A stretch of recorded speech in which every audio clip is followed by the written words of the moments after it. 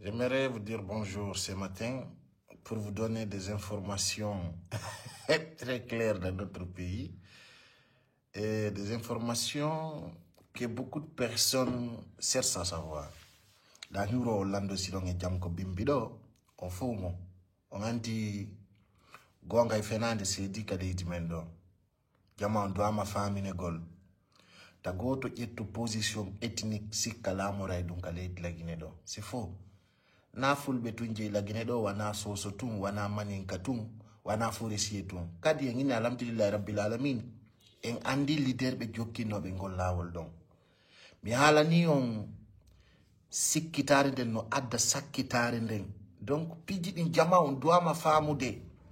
Hariko ene wona utiliser de fi business mabbe on hakunde Allah. Ko do wadi dès au début j'avais dit allez dire à vos politiciens d'enlever notre nom dans leur business. Je vous avais prévenu. Kon andi si tawi goddo gite den no habba hay yewtuda mo yata sakko on nana. Kono hande jama on fami e on burti famude kadi. Wano hanki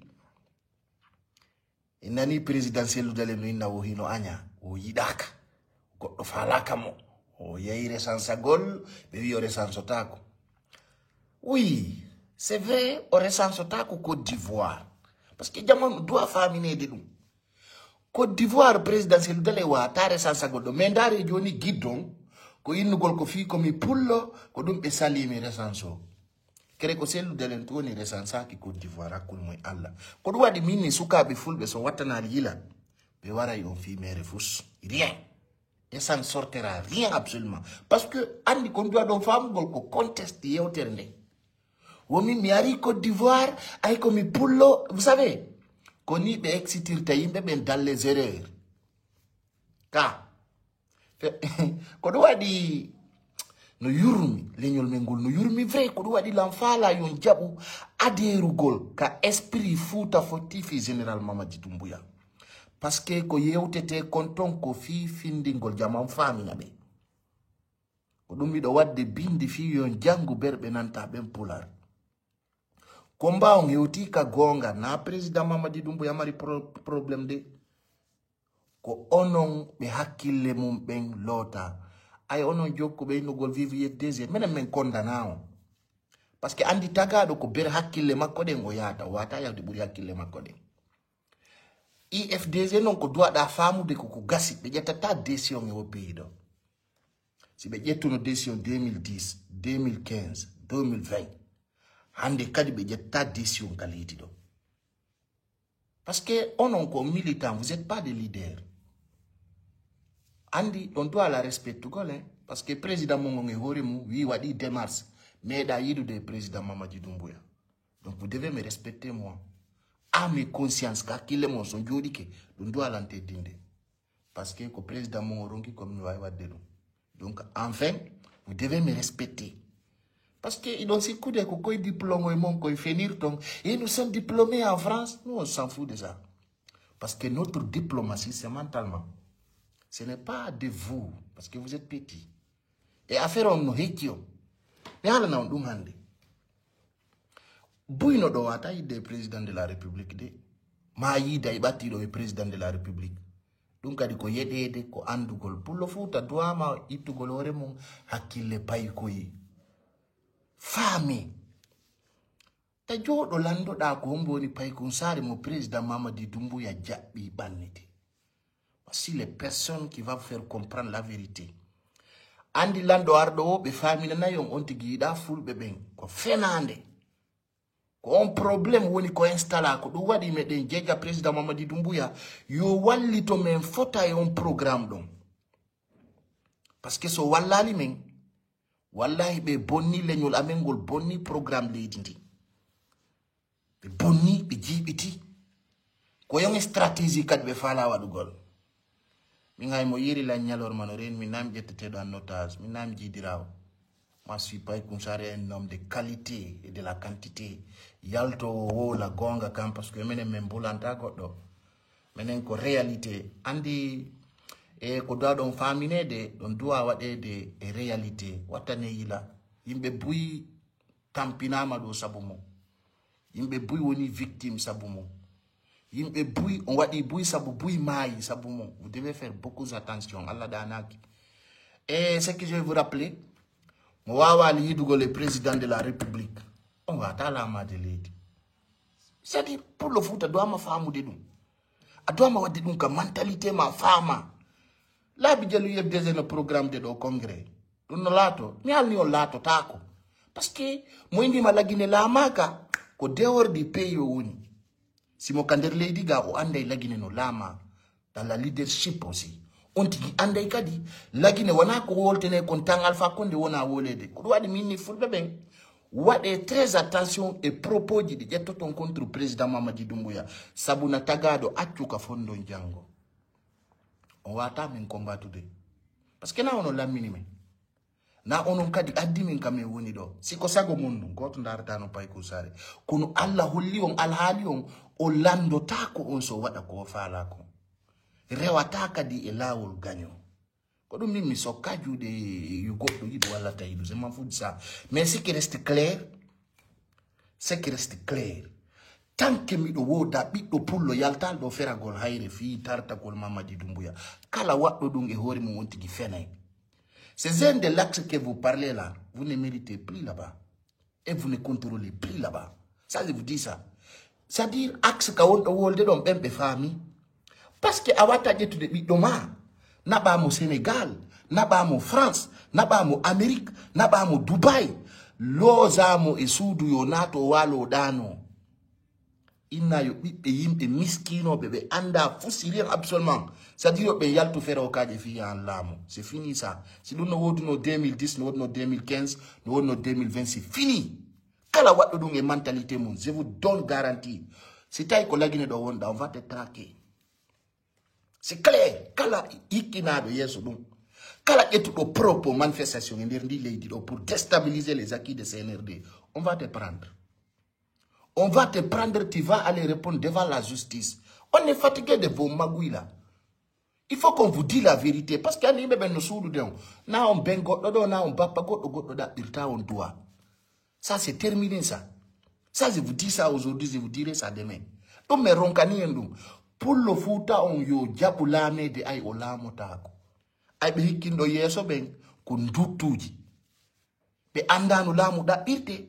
Be fala kalama gol e kala mo be yibe ay binay be famina yibe buri on tigi sikku golle no buri jama on ko jasu gol yeso yimbe men le temps est le meilleur mais ani on ta wono moné président Mamadi Doumbouya o taw do nge problème di mondi nge angala kille mondi mais aujourd'hui des petits clans dans notre communauté s'élèvent pour déstabiliser toute une communauté. Ça ne marchera plus. Mais so yenni men on est vacciné de ça mais ngandi ko don capacité mo. Qu'on a ici du monde yenirton, on a gadalé on vous connaît vous allez me trouver dans notre pays ici. Vous n'êtes pas de yenugol. Allah walla on tout bon route dans ces autondo. Moi son daimendo. Vous allez comprendre. Mais Allah non hunde water manda si do reteni.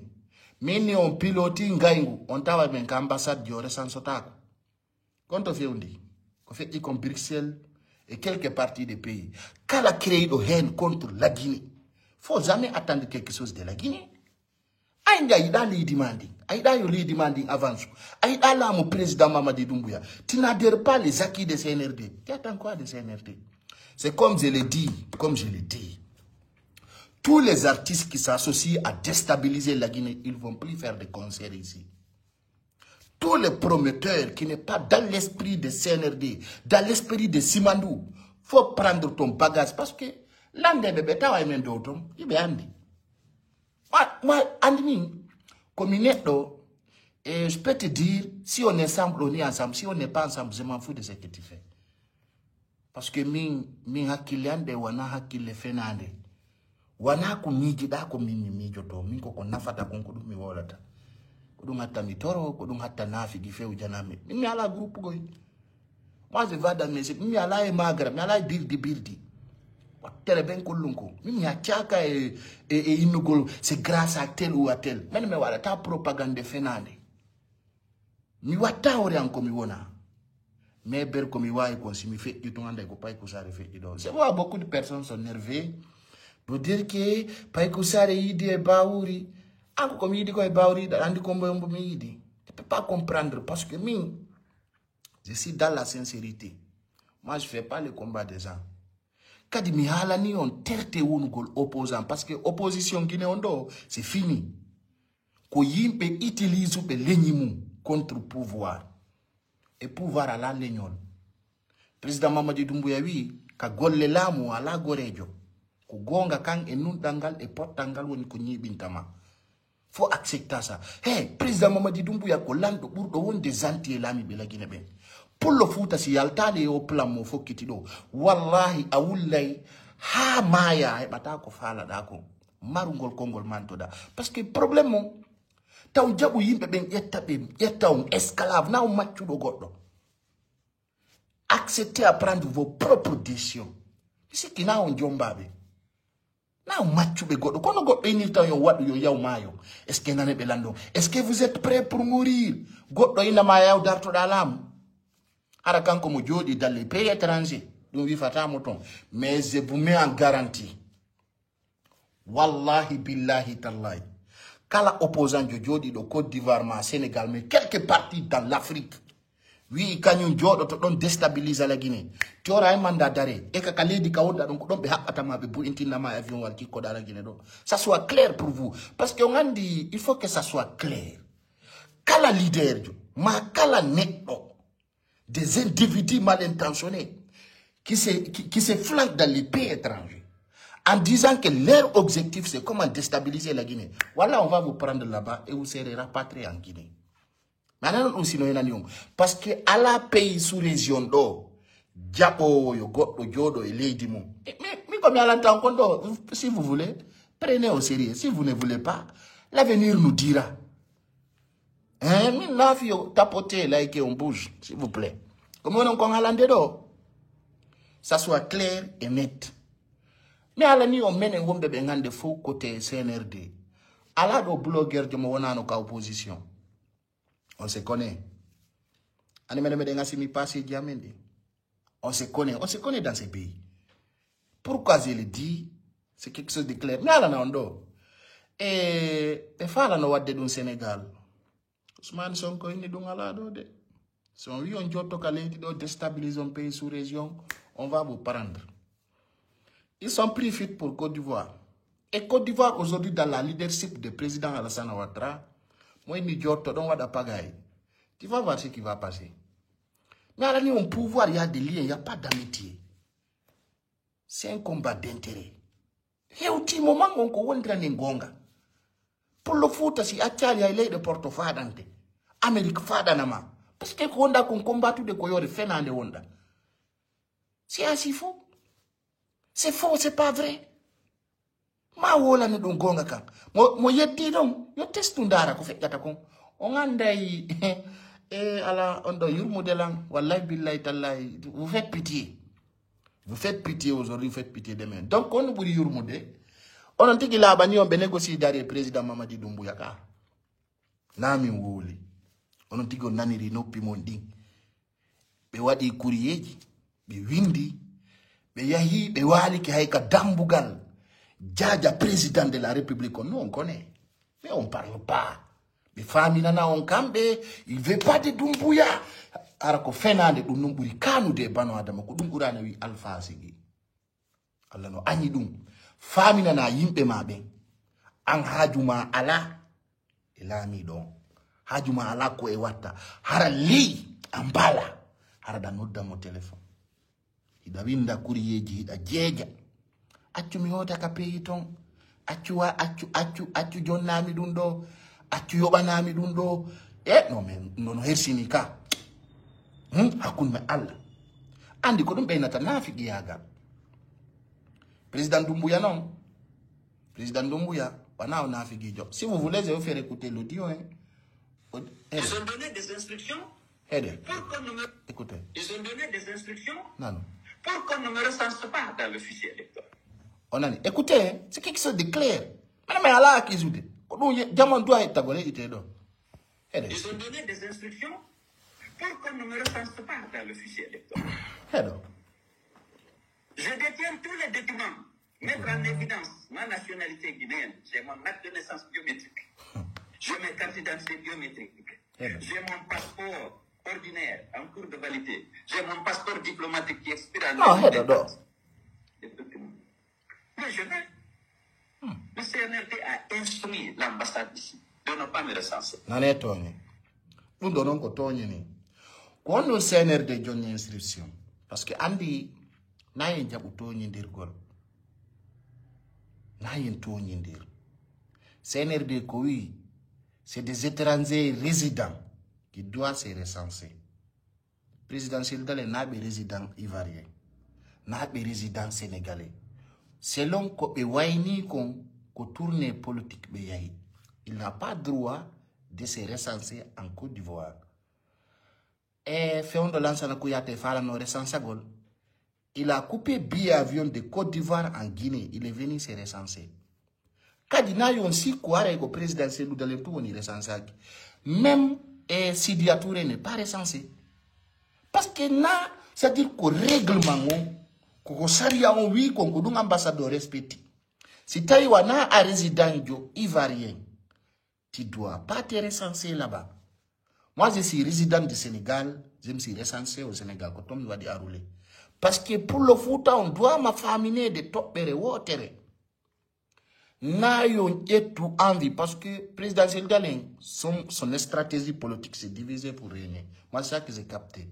Parce que Awata Viude, Mimi a recensé pourtant, quand statut règlement qu'il y a, si tu as vu qu'il y a résident Wanda dans l'étranger, qu'on doit être recensé.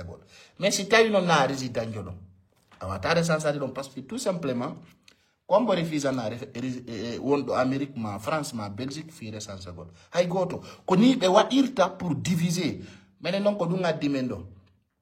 Gasata, ande kadi dun on wata marsude. Donc pourquoi je capte ça, je vous dis, parce que vous interpellez, fi yotu gol fi dundo, ko fa eren jandunde hede. Donc, cette haine, cette volonté d'exclure. Nane, wo cette haine, cette volonté. Non. Il y a tout problème, on cambe Ousmane Gawal, be fawa dunka di CNRD. Parce que ça, c'est très faible quand même. Président Mamadi Doumbouya, depuis Olami, ha hande o olal in les partis politiques. Mais de holde. Parce que tagadon, oui, ma mi oblige à ma yidugol président Mamadi Doumbouya. Mais je t'oblige de le respecter au moins. Un peu. Dans sa leadership. Dans la détermination. Minte dunganga président Mamadi Doumbouya wadani langala de leader de wadana lando. Pourtant miyangada ki Doumbouya fousi rien. Rien absolument. Mais gonga quand il faut qu'on le dise. Parce que nous volani on comme woni hombo. Yormi vrai. Un parti aussi important. Il refuse de me rencontrer. Je ne l'ai jamais rencontré. Toutes les demandes d'audience que j'ai fournies sont restées sans suite. On a ni Johnny non président Selou dans le wolani horemu.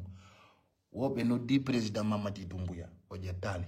Be windi kaidi fi yidugo le président Mamadi Doumbouya ojabali. C'est-à-dire écoutez, ko do wadi mi wiyon watane yila andon ko fi on do mayandere. Na mi wolde kente. J'ai mon passeport ordinaire en cours de validité. J'ai mon passeport diplomatique qui expire en 2024. Mais je vais. Le CNRD a instruit l'ambassade de ne pas me recenser. Écoutez.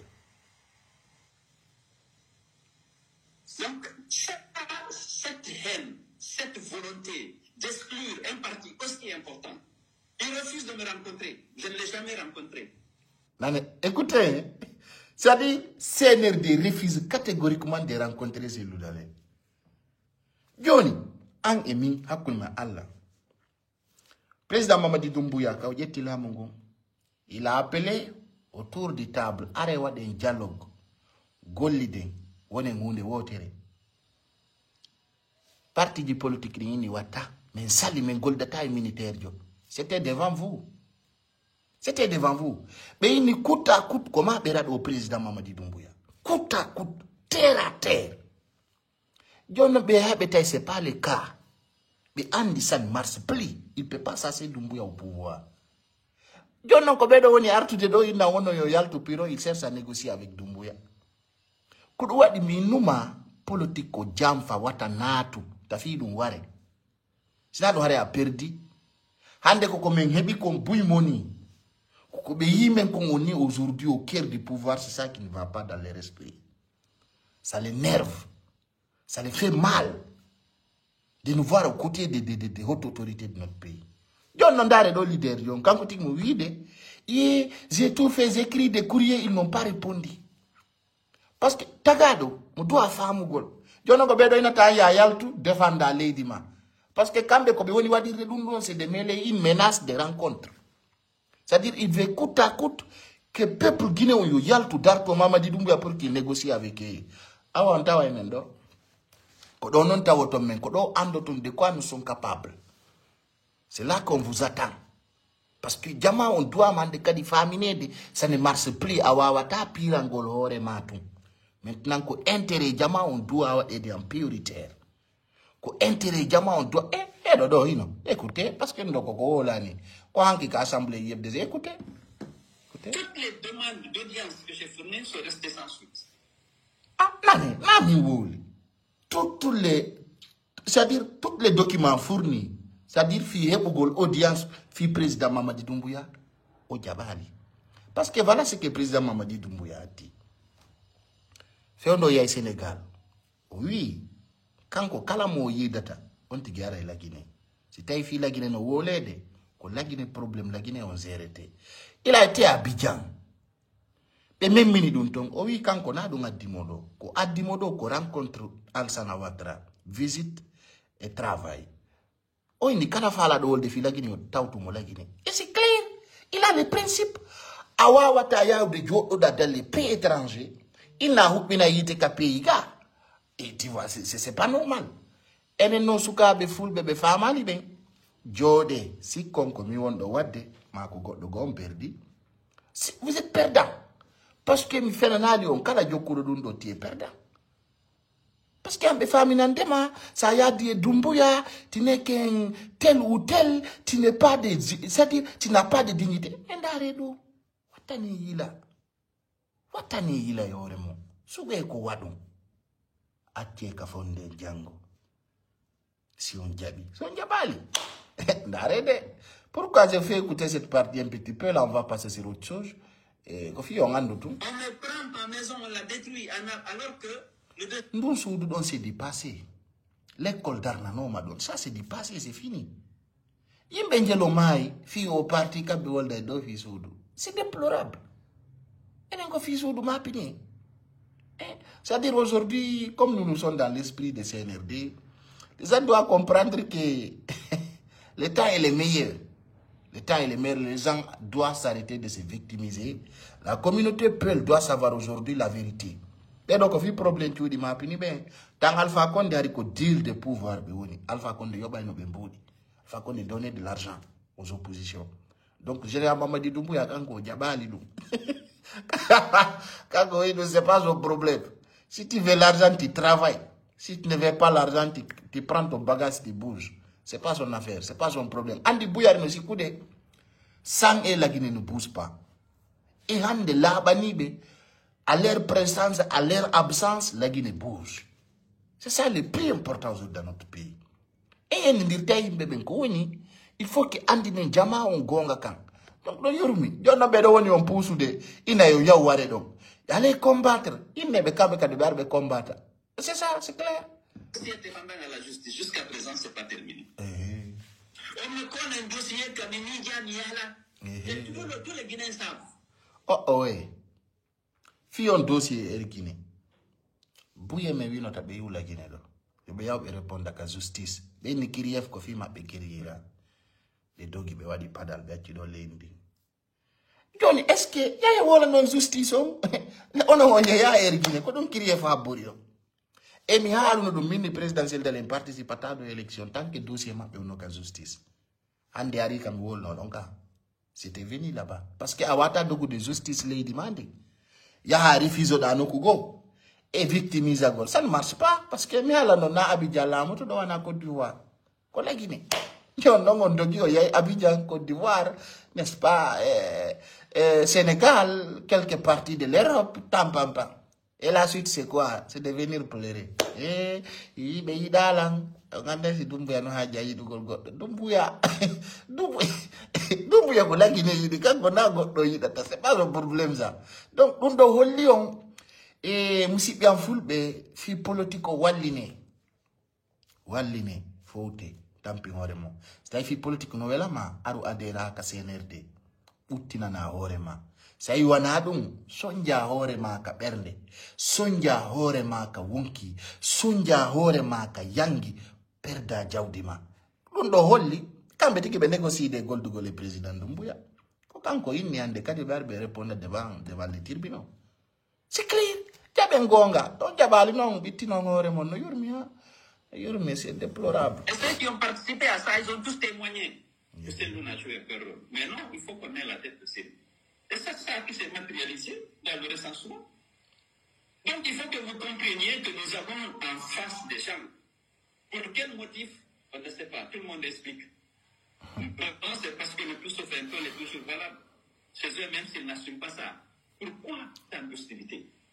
Pourquoi on me refuse le droit de me faire recenser sur le fichier? Voilà la réalité. Enfin, ko haddi o resansagol ko parce que wana Côte d'Ivoire woni ko hodudo. On iwali lagine do fi yawgol hoda Sénégal ma Côte d'Ivoire. Ça c'est quelque chose de très clair. Hande sa sodi piwum Amazon. Ko adresse ko jonni da ko do livreur jong addata ka. Moi je parle des gens qui sont dans les diaspora.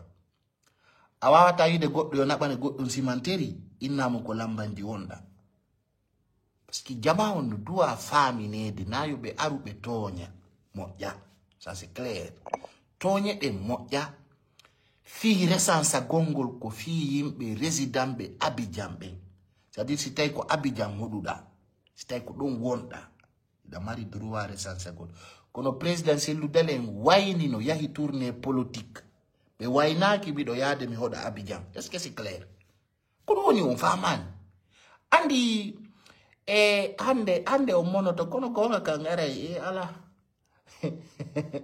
ido yurmude la parce que il faut que les gens savent la vérité nato la bayno no taw resanso ayono bebe resansaki habbe buri ko président Cellou Dalein nyebi ko hay ardo lagine do fi jombu ko lo jombata on jombata ay ardo lagine do on jombata na benno do ils sont récupéré les passeports diplomates du président Cellou Dalein kambe tiki be wolende rodio do wono ibe jogiti kono esprit il peut pas renouveler parce qu'il n'est pas au pays. Tu vois, c'est quelque chose que les gens doivent savoir. Enfin, mais c'est quelque chose de très clair, ça. Comment on doit faminer des réalités guidi et sincérité guidi. Fala do no yo imo la kala ko fala du no arde bon toute une dernière version puis on bouge. Pourquoi on prend on a détruit ma maison alors que le dossier est à la justice? D'accord. Pourquoi on veut me coller la privatisation de Air Guinée alors que tout le monde sait dans quelles conditions ça a eu lieu? Pourquoi ils ont adressé hier la lettre à la direction de l'UFDG pour dire non, kono woni ko woni. Ko kambe Ousmane Gawal mari problème. Ousmane Gawal wi congrès wadata o tawaka. Je vais prévenir minita hutito. Minita hutito de. Kono andi tagado sida yamo ara da hutiti capacité makko. Faut jamais négliger quelqu'un. Les hommes d'affaires disent ne négligent jamais chiffres. Aïe, hutita golnedo, si kano burimo, mano wawi goddum burimo, c'est dégoûtant, c'est grave. Ko hutitare mo, Ousmane Gawal, wadi hande si dum hebu des conséquences fi au parti IFDG. Ousmane Gawal holli parti IFDG on il est candidat. Si tay wonta candidat, IFDG wata congrès. Et c'est clair. C'est vrai. Kodo woni der ton. Ko wonde labunde ta on jodo victimise odon be mi hala jom min nyaaki goti pet no buri sasa tewtioji. Nyaaki goti pet no buri sasa tewtioji. Mais jama on be ala famude. Be ala nande ko be wona ko wala jonon ko si hewti Isabella nyande nanu donc IFDC retirama parce que Ousmane Dia il va organiser un congrès. C'est là-bas que vous allez comprendre. Il va mettre un congrès sur place. On parti IFDC. Mais il y a parti où le président Mamadi Doumbouya sera candidat. Quel est la idée qu'on fait du RPZ?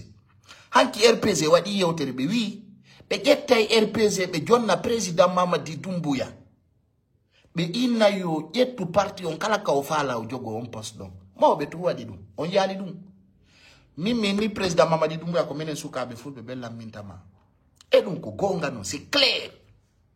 Menen ko menen suka be fulbe bella minta président Mamadi Doumbouya kalidi. Na mono manano. Kadita sikito ko pellet président Mamadi Doumbouya, il est candidat. Na mono mana, je vais be prévenir. Menen no me wa hande kadi goddo lamu ta ko lagini do arna menen lamudi. Menen fi ma wadi rali men sera. Fi da mari problème da fala lamu da wa Jacob na kwame. Menen do goddo lamu ta ko arna menen lamminimo. En lamu daya ko enen lamu dido. Harde filendi no woli ara iden tawa. Ono jette ore mo do ngada ma fereji. Yal on kikalajo la ma kendi lady do. Kikalajo la motako do ça c'est clair. Koko meye ya men femme si vous avez prévenir min on ko yade te nguji kumondo ko le 1er janvier 2025. Parce que mimi yino yani no ko fokita. Il faut que men yilta yimbe be ngol lawol ngenkene yite donc il faut que vous sortez là-dessus. So yaltali. Et attendez des choses très dures pour vous. Hein? Des choses très dures pour vous. Yurmi, ah bon, c'est ça que je voulais vous dire. Et là, Berdo Betonito, et Naïm Beben Kofi Kobe Full Beton. Andy, c'est un yiltiti qui est pijigo.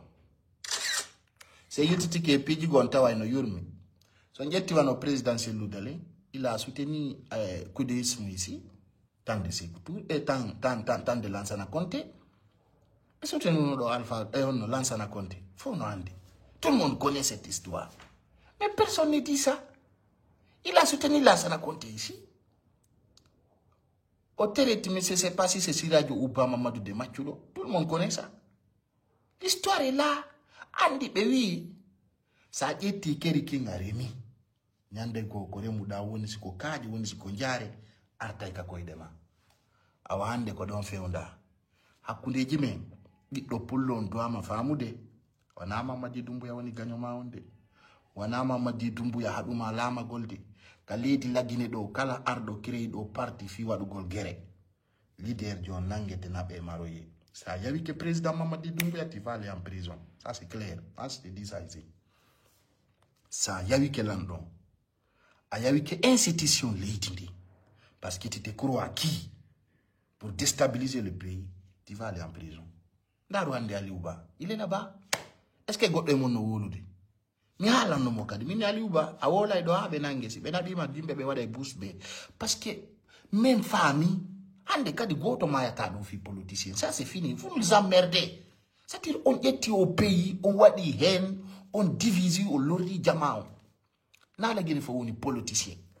On en a marre de vos stratégies machiavéliques.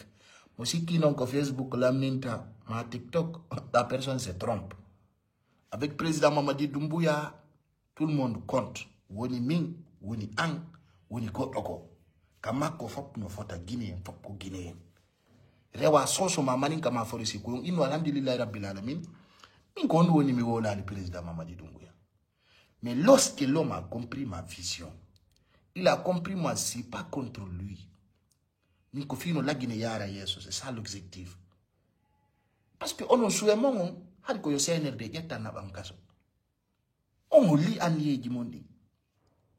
Wabe mon nodda la ina pay ku sare tartu la Guinée be warete minni ko kam mi fokiti. Si be warila nu na juma. Kala ko be wadila, c'est leur frère. Non qu'à m'envoyer là-bas, là où il veut. Mais objectif, il faut qu'ils se les battent. Il faut qu'ils arrivent. Et on est là, on est bien. Et kadi me rassiri, kadi mene me denjeti potion.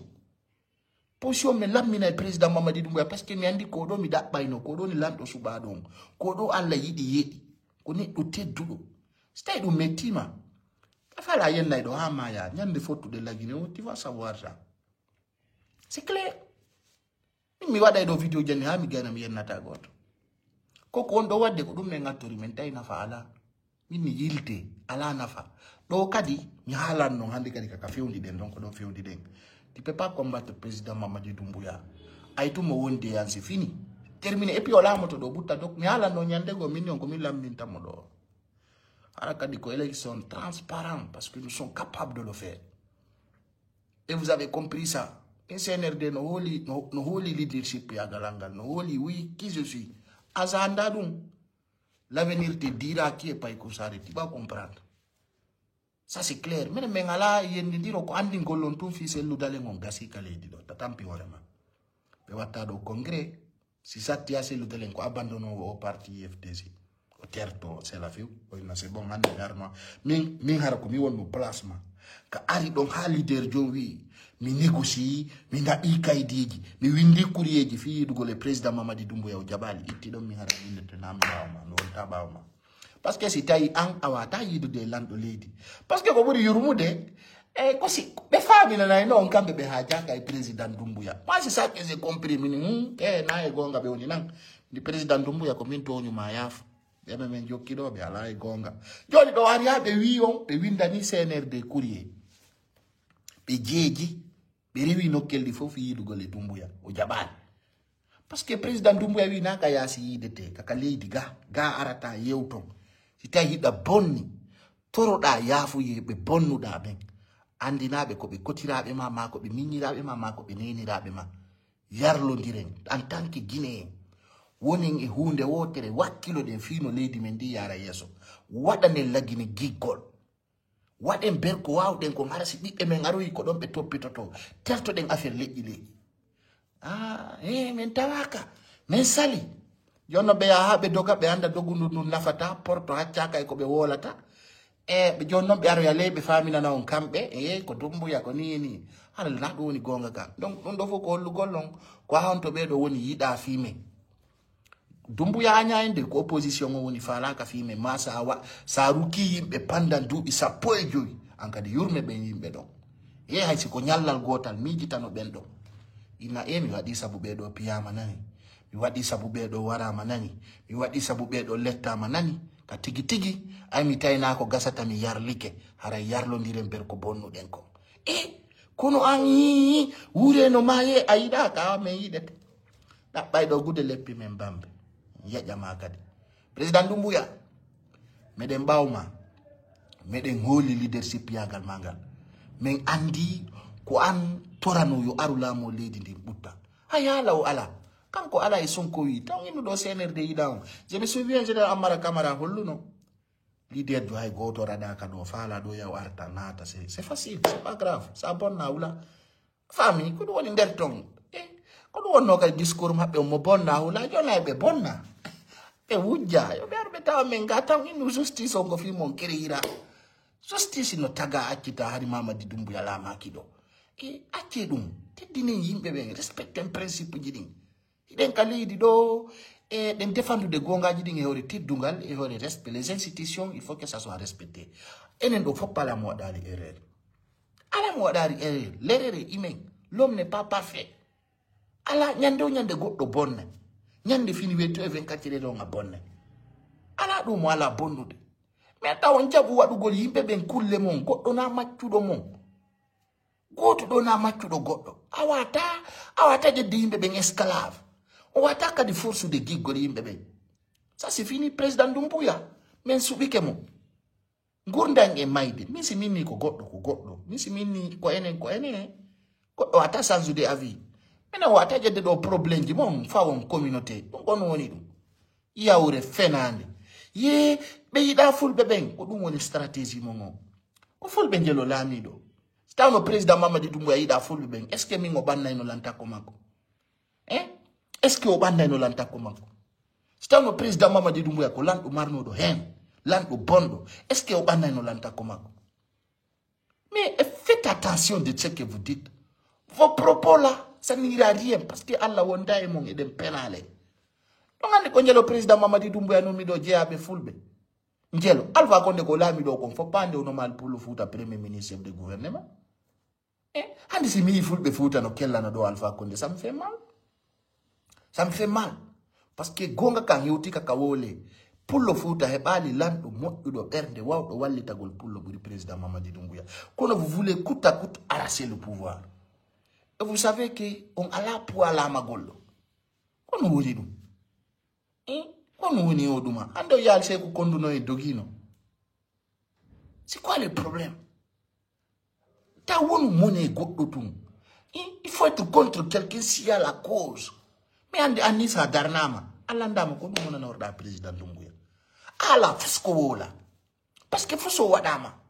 Bewa ainini goto ala kawarere doka. Uwala naki opposition ka bende mabe. Sago mabe nyande unyandere ngal actual di do tato no wara ko uwela tabe. Ko don be bata ko be wola parce que elle a il se sacrifie, c'est-à-dire ils vont aller sacrifier la jeunesse. Be ya be wada sabu fiyo suka ben ware. Suka ben felle ko uwela tabe. C'est-à-dire quand si woni do lewru le bitati le bije go hitande goddo waraka do no ara berne mabbe ne walaki hare berne mabbe ne wona e jang hare yibe juudi kono c'est-à-dire ça ne va pas dans leur tête kambe ko wela tabe do nyande ko yo kaaje yalte fere police et gendarme e paye le pire ko do wela tabe kala no memmindo dum do kala immi do wi wada e dum do ah mon frère alla walle de nde da wada dum 14h 15h ara yalti dindi kala wundo hore mum on va te prendre. Ça c'est clair parce que me wata atude hande kadi bonnon di lady do e fimo fi leader o yimbe ombe wuru de bonis quoi. C'est quoi ça? La Guinée appartient à la jeunesse. La nido na fi da mona ni Doumbouya. Mona norta la Guinée parce que Doumbouya fusu wadama. Kadi ake inu goldo meaning na ono lamini Doumbouya de. Président Mamadi Doumbouya na ono lamini mo. Ka on vota ni mo ande. Président Mamadi Doumbouya ko ande Guinée bebe yi o yetti engagement o yewo nangi Alpha Condé na ampullo futa vota ni Mamadi Doumbouya na sojo na foresejo amara droit condamner gol Mamadi Doumbouya rien absolument tu n'as pas ce droit ça wadi dungala yawo to mo woni ara na gorko donc mo arde hande parce que Guinée bebe andi faale makon andi vision makon andi leadership yagal makongal hande ni s'oppose candidat o gagne to 90%. 90%. Parce que tout le monde connaît. IFDC Wata participe aux élections. Harado ko sel d'aller à la tête de l'IFDC. Ça ne marche pas. Parce que Nafata full bébé, Nafata Sosop et Nafata Forestier et Nafata Manika. Il a participé à 3 élections. 2010, 2015, 2020. C'est fini. Quand on s'y coule, on a aussi coulé une benjoto do aina ngayare onon kongombe. Ah, c'est terminé ça. Il faut que ça soit clair pour qui veut l'entendre. Et quoi témoin? On a besoin sans ça qui bien. On a un problème. Ça, je vous dis ça, je vais vous prévenir. Nini aibe full bebe ngide njindu de kono nganda. Oyande be fermi hundu koji mapedi ngaibe woltaka. Ils sont fermés leur bouche. Ono be ndon ta o resanso. Na on jabari resansade. Be fena ni ondo fena de be inni. Wo masi njire resanso didi be jetti de be na bidi hotu Guinée. Na dum be wonno do de min ni ngaldi kadi la Guinée. Là, il y a beaucoup de carrézo contre le président Doumbouya, des activistes dans la société civile, dans les syndicats. Karimise, nouvelle constitution, ami béton, t'es ko fenobe. Kuduwa di pullo futa douama hebu de hakil. Wallahi son heba ali hakil, ko mere fu woni warde. Pullo futa douama hebu de hakil. Douama famu de napa ikusari woni kanyomo. Koko mi woni no wolande do soso jo wolanta on forese jo wolanta on dum manika jo wolanta on oui na président Mamadi Doumbouya woni kanyamo aybe membe ko be wombe yeyide pour leurs intérêts pour prendre le pouvoir en chantage kono président Mamadi Doumbouya jabata o jabata on chantage acce ka fotte acce ka fonde subo den gonga te en jab wadingol bibbe yimbe ben ko wadinta bibbe men ben ko te sacrifice jamao te nadu yimbe men ben e erreur mawdo lamungo wana halaka ko golle de comme torto ma pullo ta eto an e président Mamadi Doumbouya hutondiron ta eto hutondiron on sait jamais dans la vie ko wolta won dans les cadres dans les principes. Le foot non comme andi yari toujours so ndari ka leñol men ko be anyu dem ben la moto e ndari tun ko tuma anyu dem pullo so yara ka o fala ton parce que onon on yida pullo futa batto lando ayata pullo futa no batto do lando pullo so tenamo jamais tu vas jamais voir ça jamais dans la vie ça je te dis ça jamais plus jamais pullo futa no batto lando pullo futa so tenamo même what I don't tell minutes on va terminer ça yewti e buy yandi ndiri e buy mi bi kadi hakkille buy ardo andum ko na kiri firtani lampiji buy amendina on ala do blogueur jo mo opposition recevali kam wondu be CNRD ko hande ay be yidi me président on be andi ha il peut plus nous maligancer il peut plus mentir sur nous il peut plus nous détruire parce que andi ko nous metti mi ko fewondo he non sa IFDG hebali dole ndi leydi ko jikku ngu woni moƴƴa ko ɗum waɗi tagaɗo faut être intelligent faire beaucoup attention ta bono e neɗɗo mo bona kema c'est important min komi toroto kala influenceur di wonɗo ka opposition tu peux critiquer mais faut faire beaucoup attention parce que sabuji mo moƴƴi buy on bonni on jiiɓi ko on duwano ka jiiɓugol on naati ko on duwano ka naatugol on woni e zone interdit trop mais vous allez trouver voilà donc ayno non on wi so laami ke ɗo on sokay men men accata laamu ɗon ɗo on ka peyi ɗo ay tum objectif mo gon ono opposition o wi so laami ke ɗo ko sokugol yimɓe ɓe woni golle mo vous allez nous trouver men accata laamu ɗon ɗo ay onon vision mon objectif mon ko so lami ko so ka yimbe be ne be no wiya si men lami ki do président Doumbouya va répondre ses actes Amara Kamara va répondre ses actes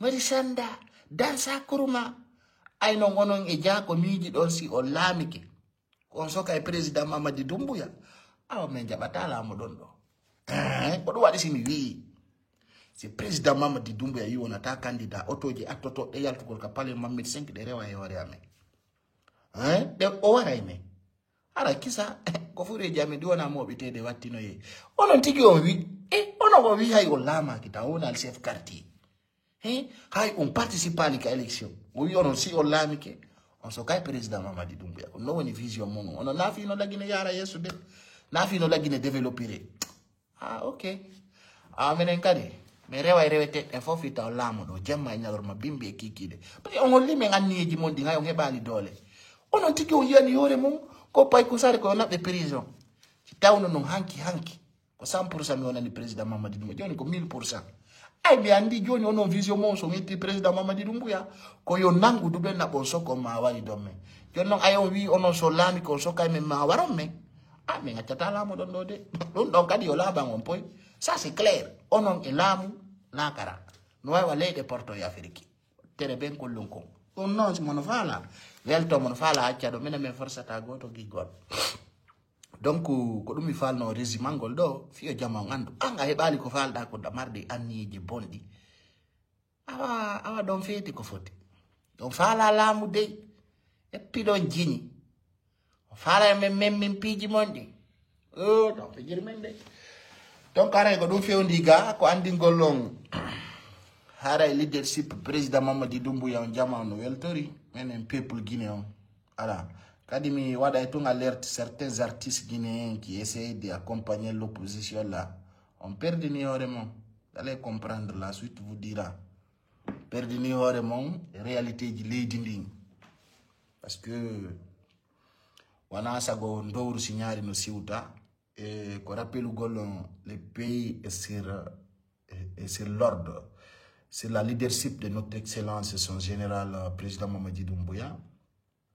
Un président qui sera élu par nous, la jeunesse guinéenne. Un président qui n'a pas la position ethnocentrisme parce que Andy Jama on doit faminer des cadets. Président Mamadi Doumbouya wana ninkaj au Guinéen. Ko pullo ko foresiejo ko sosojo ski pullo futa no mari resistance hebali ko fala kon ko yo aibi president Mamadi Doumbouya non wana on neddo mo miji don ha hande depuis o laami wadal pour le Fouta règlement de compte depuis o laami ala pour le Fouta mo wadi règlement de compte c'est tant non président Mamadi Doumbouya ko etno jono inata ino kona krim fait atano ko aéroport toi et moi on connaît je vous parle à la connaissance des causes mais président Mamadi Doumbouya ko mottindiro yimbe o neddo man da vraiment o ala position mo be famina ni ongo jonno min ko min holla ta ndundo ça c'est mon rôle ça c'est moi qui joue ana be inna i acute walle Doumbouya o lamo menen lamini président Doumbouya ko rabbu samawati wal ard ko kanko jettata laamu jonna menen me wata laminde président Doumbouya enfin dans la Russie président Mamadi Doumbouya consultano ma consultani lanso wari jetti laamu ta on fami hare enfin ko onon muyata pigidi wade hore mon doy on fami et mi yoro no ina do Campbell t'invite mi ata e ding émission ça c'est votre catégorie ça Campbell n'a jamais apporté quelque chose pour la Guinée rien mi nazarano ande si France 24 t'invite là je vais passer TV5 commande mais moi les petites émissions là moi je passe pas t'inquiète jamais allez moi c'est affirmative position en min na mi na figi mi wadata ko falada min ko mi fala ko e ko mo jani leydi ndi ngo dum mi wadda mi tawno non Campbell ko position CNRD wonno je vais aller chez lui min Campbell fu ça important à la nyadna rien absolument moi je vais pas dans ces émissions pareilles c'est pas mon genre quoi mais ça anda qualité yango faut pas me mettre dans ces trucs là ça c'est pour vous les enfants soi-disant militants là moi je m'en fous de ces émissions pareilles faut jamais ninga watala ide si gadim pidi Campbell ala caractère wala qualité fiango mais il y a des personnes qui va passer chez lui mais moi il n'a pas la qualité parce qu'il m'apporte rien mais tant que Mial me la promotion CNRD et les acquis de CNRD vous allez pas me voir là-bas ça ne m'intéresse pas parce que mi ara la Guinée pour passer c'est Campbell moi je suis là pour un service de l'État moi si mina arbu fo mi arido hein.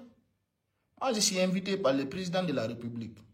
Donc, il y a des personnes qui sont venues pour eux-mêmes. Et là, ils ont leur intention pour passer ce Campbell. Mais moi, et Campbell, quand on se voit, il sait qu'il ne peut pas m'inviter. Parce que ce n'est pas de sa qualité. C'est pas comme... moi, c'est pas comme les gens qui passent ce Campbell-là. Il y a des gens qui cherchent à passer là-bas. Nous, on s'en fout de là-bas. Là-bas, ça ne nous intéresse pas. Parce que maintenant, le service de l'État, si tu n'es pas dans l'esprit de CNRD, nous, on n'est pas dans ton esprit. Donc, détrompe-toi, je connais rapide. Faut plier bagage de bouche. Tu ne vas pas me voir là-bas, moi. Parce que ce n'est pas mon problème. Ce que Campbell fait là, moi, ça ne me concerne pas. C'est pas... Là, donc, moi, je n'ai pas besoin de la promotion de quelqu'un. Tu vois, moi, quand la wadani là, je jabidon. Qu'on a la esprit CNRD, moi, je suis pas dedans. Tu vois, donc c'est des choses. Andi no odimbe. No kasa ono mingo araga karezo yata ono ngandala. Lande yu belambe, me connaissent. Ils suis. Ngrengu ngoto ngata émission Campbell. Wassalam. Bon, pour vous dire que Koni Kondo ensuite, Jama yo prépare au fil recensement du Goka de nos préparer de recensement faille de ben, recensement chudi ding. Vami esigadin pidi donc. Donc haray pidi buino fokiti watan yejuto kadi référendum no arde le 21 septembre. Haray Jama on no habba mo kala yo prépare dum do non ko fi recensi be bendi na fi be recensa ki ben.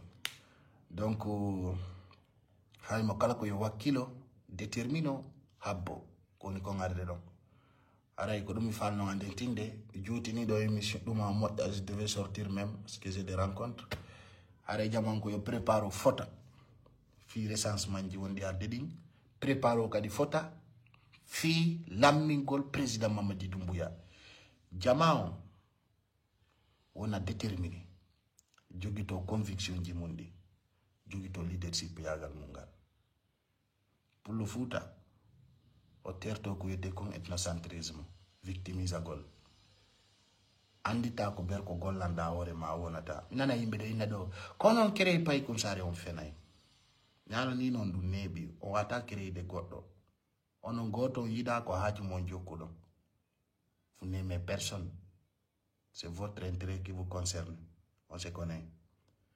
C'est un qu'on crée une ola et autant qu'on woni do parce que on lit l'anji kumungu ngarami araliga yo no yo termine mi fala ka ngatu de Dakar do ya landi donc qui je suis mini l'avenir vous dira mi la ngandi goto on yida ko haaju mon yido do je vous dirai ça aujourd'hui encore mais min lorsque Allah wadi ijanganda ko jijam pullo o nyande mi de président Mamadi Doumbouya ko poutor mi wadi je suis pas j'ai pas eu peur et j'ai pas dit ce que je suis pas.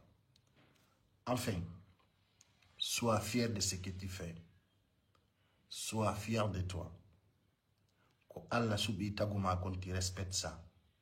Mais min hande kadi mi jodo ta ko pullo futa na des problèmes fi la mu aduna.